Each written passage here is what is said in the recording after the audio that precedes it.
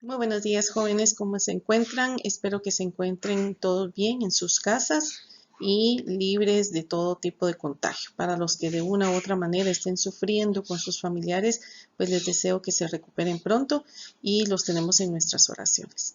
Muy bien, estamos entonces hoy llegando ya al tema de las estrategias para lectura comprensiva, viendo las diferentes etapas. Como se recordarán, en el video 1 vimos en general de qué se trata la comprensión lectora. En el segundo video se pusieron de manifiesto las estrategias antes de la lectura y hoy vamos a ver el siguiente tema.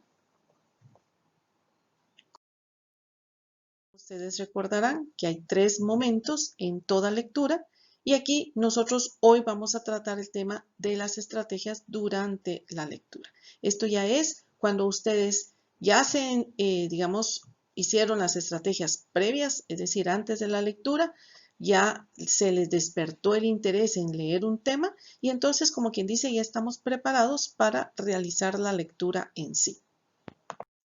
Las estrategias durante la lectura lo que tratan es de que ustedes logren la mejor comprensión del texto que están leyendo. Recuérdense que un texto no se lee una sola vez, sino que se lee muchas veces con el afán de realmente captar la información. Conforme uno se va volviendo más hábil en el hábito de la lectura, ya no es necesario hacer tantas lecturas para grabar o captar lo importante o la esencia de cada documento. Pero como vamos por pasos, la idea es de que hoy vamos a conocer las diferentes estrategias que se utilizan durante la lectura. Hablando acerca de que existen diferentes estrategias, una de ellas es identificar la idea principal y, lógicamente, lo que son las ideas secundarias. Como recordarán, en la clase del semestre pasado, vimos las técnicas del subrayado. El subrayado, básicamente, pues nos sirve para destacar las ideas importantes. A través de la misma metodología del subrayado existen diferentes etapas. Hace uno una lectura previa también, esbozando de qué se trata la lectura. Posteriormente, acuérdense que el subrayado no se hace en la primera lectura, sino que en la segunda, porque ya hemos captado, como quien dice, la idea total de un texto. Procedemos a señalizar, a subrayar y a señalizar. ¿Esto qué quiere decir? Hacer incluso algunas anotaciones al margen, como las que vemos en esta parte de aquí. Si se dan cuenta, esto es como que si estuviéramos hablando, esta es una hoja, este es un documento.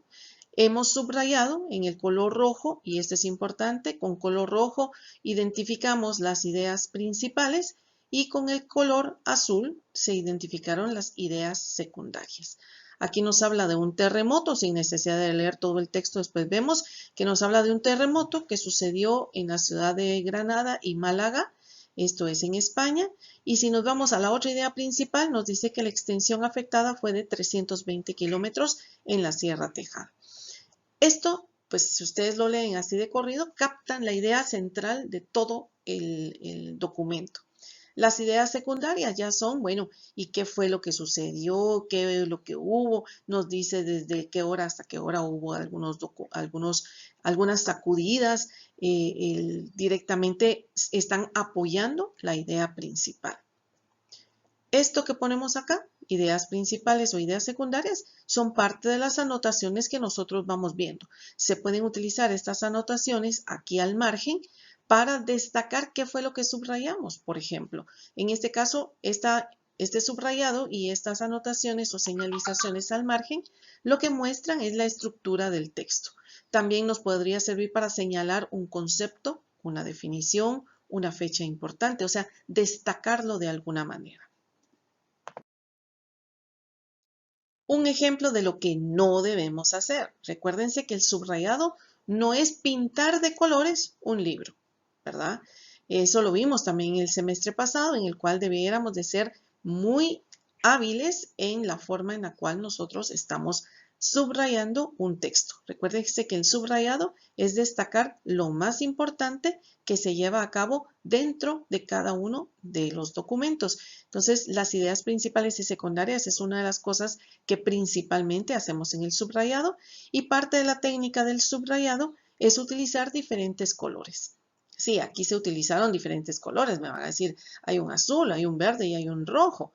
Sí, pero prácticamente la hoja completa está subrayada de ambos lados. Y esa no es la idea.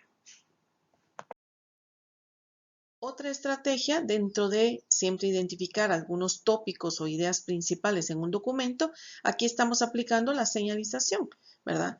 Puede ser que esto lo tengamos resaltado en diferentes colores. Aquí tenemos un azul, un rojo, un verde o un celeste y un anaranjado. Y entonces destacamos por medio de flechas eso que marcamos en color celeste, por ejemplo, nos habla del carácter o modo. Lo que marcamos en el caso este de color rosa es la naturaleza de un curso. Lo que marcamos aquí en naranja es su contenido y lo que marcamos aquí en celeste pues es el propósito. Si se dan cuenta, no es una estructura en este caso de un documento, sino que qué información encontramos, por ejemplo, en un breve párrafo y que nos ayuda a identificar de una mejor manera las partes o alguna actividad principal de un documento. Un ejemplo también de otra de las estrategias es la simbología. Se puede también utilizar para destacar ideas principales o secundarias. Generalmente la simbología también se coloca en el margen de un documento y son símbolos que son nuestros realmente, o sea, son símbolos que nosotros vamos adoptando y que nos sirve realmente para identificar algo. Aquí les pongo algunos ejemplos de simbología. No es obligatorio que todos los utilicen, pero son algunos símbolos que son prácticamente utilizados de una manera bastante general. Casi todo mundo entiende qué significan estos símbolos. Cuando ustedes encierran algo entre un círculo, por ejemplo, podría servir para identificar algo que haya necesidad de resaltar en el texto. Por ejemplo, alguna fecha importante, alguna característica, el nombre de un autor, por decir algo. Tenemos también el asterisco. Muchos hemos utilizado el asterisco. ¿Para qué nos puede servir un asterisco? Pues para destacar un concepto, una idea o algo muy importante que haya que resaltar del mismo texto que hemos subrayado. Como quien dice, de todo lo subrayado, ponga atención en esto. Es como decir doblemente importante. Si a la par de un texto nosotros ponemos un signo de interrogación o un signo, por ejemplo, de admiración, en el caso de interrogación es algo que nos sirve para resaltar algo que posiblemente necesite que busquemos mayor información, algo que nos creó duda. Y para eso utilizamos el signo de interrogación. Si utilizáramos un signo de admiración, puede ser que signifique que eso pues me causó algún tipo de sorpresa, algo que yo no me esperaba y por eso pues es algo así como asombro, ¿no? El escribir, ojo, yo al menos lo utilizo bastante, me sirve como para llamar la atención, señalar algo, puede ser que debe modificarse en la comprensión, algo que es necesario estudiar más a profundidad, algo que quiero destacar, pues es un símbolo que también se utiliza. Alguien podría utilizar la letra I, una I minúscula, y sirve para decir esto es importante o señalar que esto es tan importante que lo estoy resaltando de alguna manera y esa mi forma de resaltarlo es agregarle una I. Puede ser que yo utilice otros símbolos, un triángulo, un cuadrado, un círculo. Lo importante es que ustedes sepan qué significa ese triángulo cuadrado para ustedes. Pueden utilizar símbolos en general, pero no dibujos. Algo que muchas personas confunden es que la simbología es utilizar dibujos. No, pues no es que dibujen ustedes algo, es para eso son imágenes y para eso utilizamos organizadores gráficos. Pero cuando estamos leyendo y dentro del texto, marcamos con algunos símbolos que nos puedan servir para diferenciar o para resaltar algo que realmente consideramos como importante. Les voy a marcar, por ejemplo, un símbolo que yo utilizo también mucho en el texto y que es simple y sencillamente una flecha, así como la que estoy dibujando acá.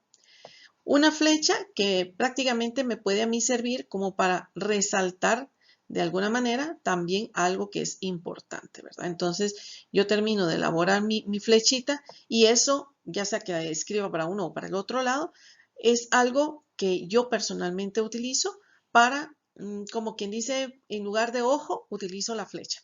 Me sirve para señalar algo que tengo que ponerle mucha atención, como ejemplo.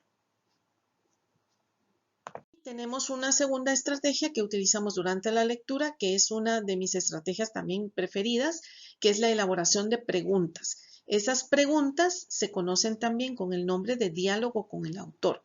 Imagínense que ustedes tuvieran al autor de una obra enfrente de ustedes cuando ustedes están leyendo el libro. La idea es que conforme ustedes van leyendo el libro, ustedes le digan, ay, oiga joven, y mire, y usted escribió esto, ¿por qué tal? ¿Por qué? ¿O por qué empezó contándome el final de la historia? O mire, aquí, ¿por qué mató usted al actor principal? Yo pensé que él era el que iba a terminar al final de la historia, en una novela, por ejemplo. Uno puede cuestionarle. Realmente la idea es que como que ustedes de veras se están imaginando que están hablando con la persona que hizo el documento o la obra o la lectura que ustedes están leyendo en ese momento. ¿Cómo se aplica? Bueno, les voy a poner un ejemplo. Este señor que vimos anteriormente se llama Augusto Monterroso. Él hizo este texto, que es un pequeño cuento, es un cuento muy, muy pequeño, que se llama La rana que quería ser una rana auténtica.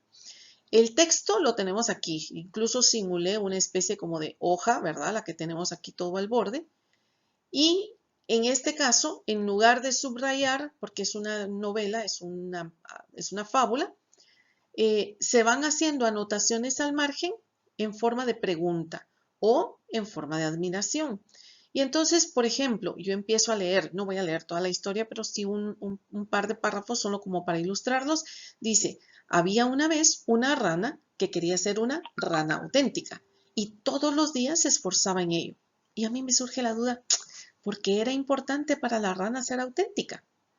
O sea, eso es como que si yo tuviera la oportunidad de encontrarme a don Tito Monterroso, de decirle, mire, ¿por qué era tan importante para la rana ser auténtica? Por supuesto, no la voy a responder porque no es que de veras yo tenga al autor ahí, el señor posiblemente ya está empujando margaritas, ¿verdad? Ya se encuentra en otro lado.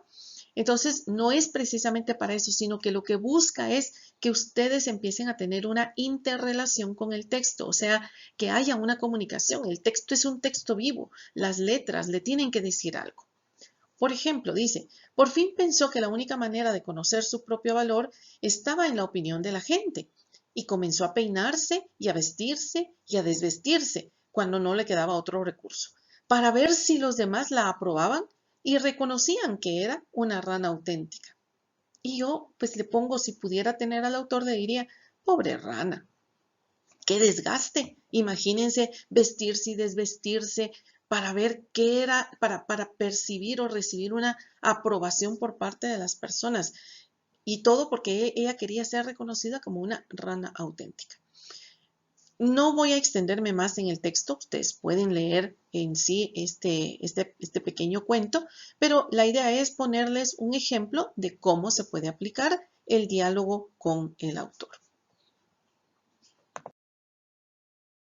Esta es la bibliografía que hemos utilizado en los diferentes textos que hemos estado compartiendo y esto es básicamente todo lo que podemos nosotros hoy platicar acerca de las estrategias durante la lectura.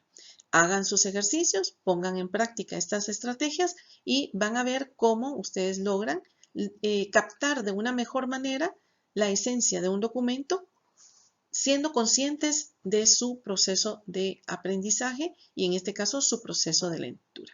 Nos vemos en una próxima. Pasen feliz día.